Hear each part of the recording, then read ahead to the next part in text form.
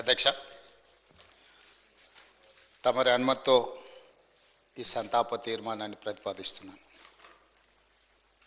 తెలంగాణ శాసనసభ సభ్యులు శ్రీ మాగంటి గోపీనాథ్ గారి మృతి పట్ల ఈ సభ తన తీవ్ర సంతాపాన్ని వ్యక్తం చేస్తూ శోకార్తులైన వారి కుటుంబ సభ్యులకు ప్రగాఢ సానుభూతి తెలియజేస్తున్నాను.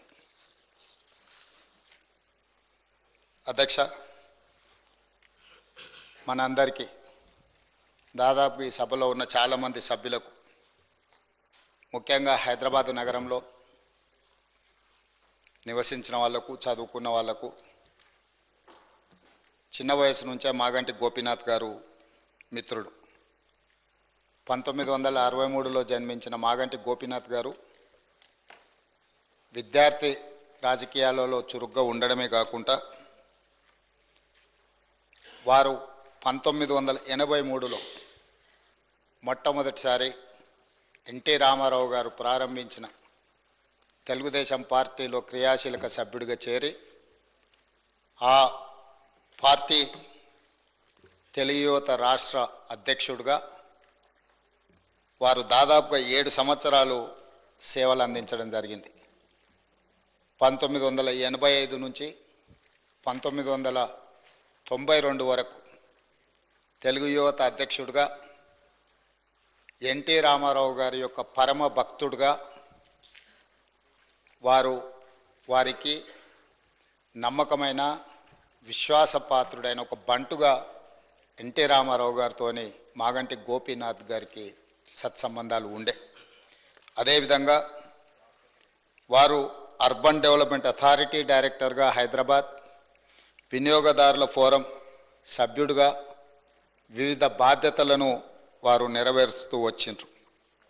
అదేవిధంగా వారు సినిమా రంగంలో నిర్మాతగా, విద్యార్థి రాజకీయ నాయకుడిగా, ప్రజాప్రతినిధిగా తెలుగుదేశం పార్టీలో ఎదిగి సినీ నిర్మాతగా కూడా వారు రాణించడం జరిగింది. అధ్యక్ష, పాత బస్తీ 1995లో సినిమా తీవడము, అదేవిధంగా రవణ 2000 సంవత్సరంలో నటశేఖర కృష్ణ గారిని హీరోగా పెట్టి వారు ఒక గొప్ప చిత్రాన్ని నిర్మించడం, భద్రాద్రి రాముడు 2004లో, నా స్టైలే వేరు 2009లో ఇలాంటి తెలుగు సినిమాల నిర్మాతగా కూడా వారు రాణించడం జరిగింది.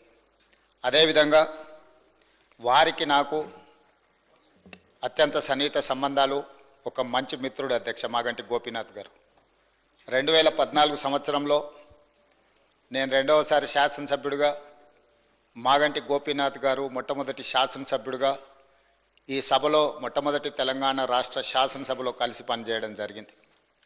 ఎన్నికల సమయంలో కానీ, ఎన్నికైన తర్వాత కానీ, వారు తర్వాత రాజకీయ విధానాలలో మార్పు వచ్చిన వ్యక్తిగతమైన మిత్రత్వము, అదేవిధంగా వారి యొక్క వ్యవహార శైలిలో ఎలాంటి మార్పు లేదు.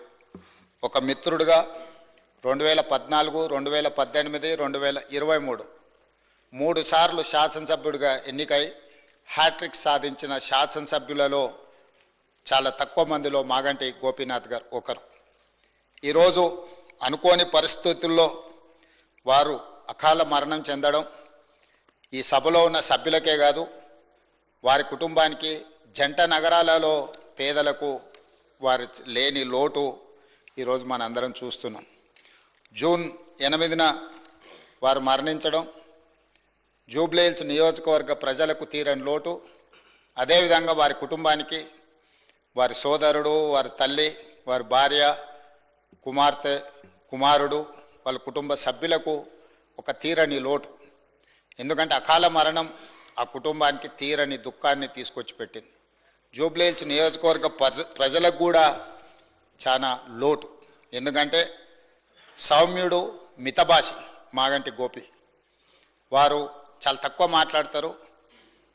చూడడానికి క్లాస్ లీడర్గా కనిపించిన మాగంటి గోపీనాథ్ ఒక మాస్ లీడర్. జూబ్లీహిల్స్ ప్రాంతంలో ఉండే, ఆ నియోజకవర్గంలో ఉండే బస్తీలలో పేదలతో వారికి ఉన్న సన్నిహిత సంబంధాలే రాజకీయాల పరిస్థితులు ఆటుపోట్లు ఉన్నా 3 సార్లు శాసనసభ్యుడిగా ఎన్నికై ఆ ప్రాంత ప్రజలకు వారు సేవలు అందించడం జరిగింది. ఈరోజు ఈ సభ వారి కుటుంబానికి మనందరం అండగా నిలబడాలి. అదేవిధంగా వారి ఆత్మకు శాంతి చేకూరాలి. అలాంటి అరుదైన ప్రజాసేవలో ఉన్న ప్రజాప్రతినిధులు కోల్పోవడము మనందరికీ తీరని లోటు. అందుకే తమరి అనుమతితో ఈ శాసనసభలో ఈ సంతాప తీర్మానాన్ని ప్రవేశపెట్టడమే కాకుండా ఆ కుటుంబానికి ప్రగాఢమైన సానుభూతి తెలియజేస్తూ వారి ఆత్మకు శాంతి చేకూరాలి అని భగవంతుడిని ప్రార్థిస్తూ తమరి దగ్గర సెలవు తీసుకుంటున్నాను.